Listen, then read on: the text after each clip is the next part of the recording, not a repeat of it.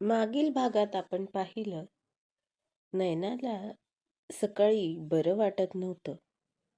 चहा नाश्ता झाल्यावर नयना थोड्या वेळ पडायला म्हणून बेडरूममध्ये गेली. तिला जाग आली ती प्रणीतच्या आवाजानंच. पाहूया पुढं, दुसऱ्याची बायको भाग 53. अरे देवा, 4 वाजले का? किती झोप लागली मला, काही कळलंच नाही. 4 वाजले. या दोघी जेवायला येणार होत्या आज.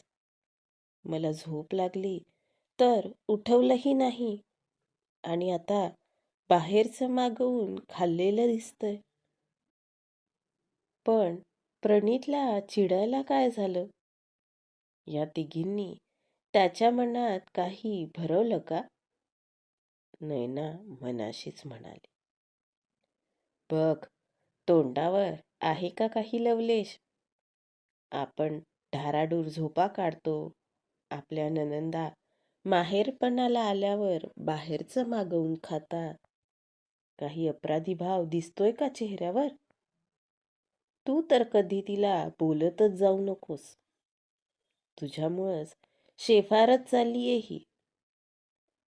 बसव अजून हिला डोक्यावर, लीलाबाई म्हणाले. नैना, प्रणीत रागानं अक्षरशः ओरडला.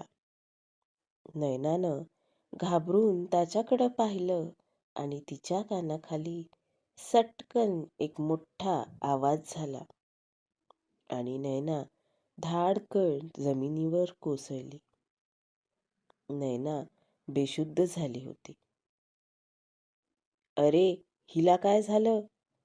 लीलाबाई म्हणाल्या. प्रणीत, तू झापड मारलीस तर हिच्या डोक्यातली नसबीस फुटली की काय? मीनाक्षी म्हणाली. ममतानं धावत जाऊन ग्लासमध्ये पाणी आणलं आणि नयनाच्या चेहऱ्यावर शिंपडलं. तरी नयना शुद्धीत आली नाही. प्रणीत, चल हिला दवाखान्यात नेऊ, मीनाक्षी घाबरून म्हणाली. आणि दवाखान्यात नेल्यावर हिनं डॉक्टरसोबत आपली तक्रार केली तर? माझे सासरचे मला मारतात असं म्हटलं तर? लीलाबाई म्हणाल्या. अगं बाई, दवाखाना आहे तो, पोलीस स्टेशन नाही. तू तुझे अकलेचे घोडे पाजळूच नकोस. आणि एवढीच भीती होती तर तिघीच्या तिघी मिळून तिला का छळत होतात? शामराव म्हणाले. हे बघा प्रणीतचे बाबा, आम्ही काही तिला छळत नव्हतो, लीलाबाई म्हणाल्या. मग काय करत होतात?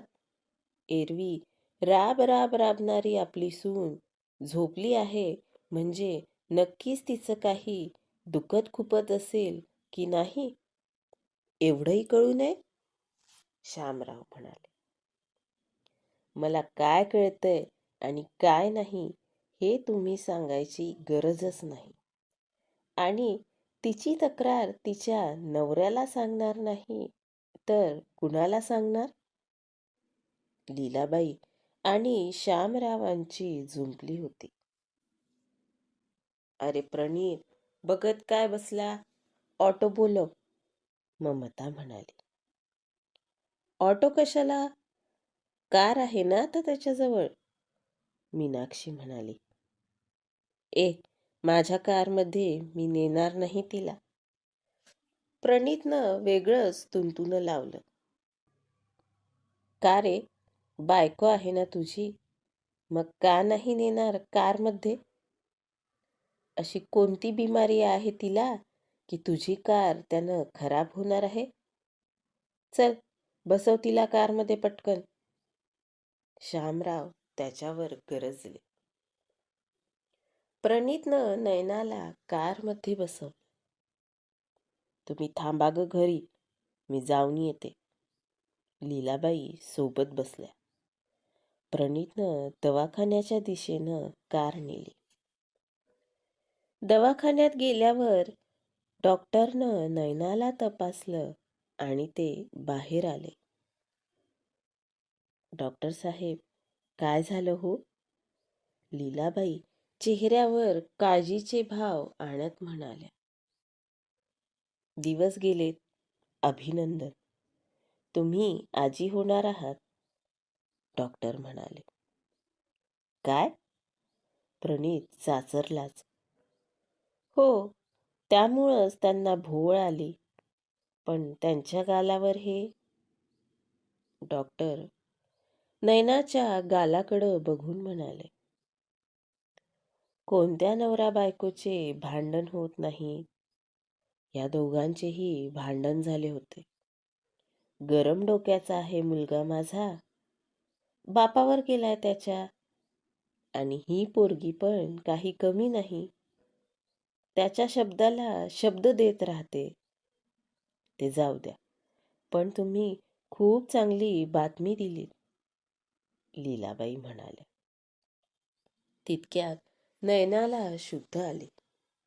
नर्स ते सांगायला बाहेर आली होती. लीलाबाई आणि प्रणीत दोघं नयनाजवळ गेले. खबरदार, डॉक्टरला काही सांगितलं तर. आणि हो, मला नातूच हवा आहे. नात झाली ना तर याद राख. लीलाबाई नयनाला दम भरत होत्या.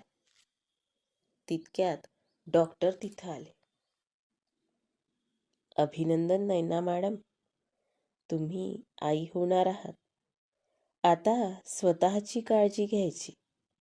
नीट खायचं प्यायचं, पुरेशी झोप घ्यायची, वजन उचलायचं नाही.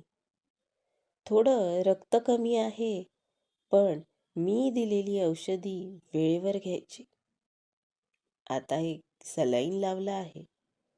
ते झालं की तुम्ही घरी जाऊ शकता. पुढच्या महिन्यात दाखवायला या. डॉक्टर नयनाला समजावून सांगत होते.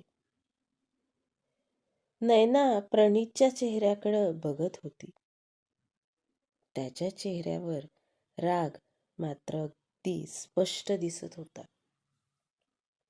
नयनाचं सलाईन संपलं आणि नयना प्रणीत आणि लीलाबाईंसोबत घरी जायला निघाली.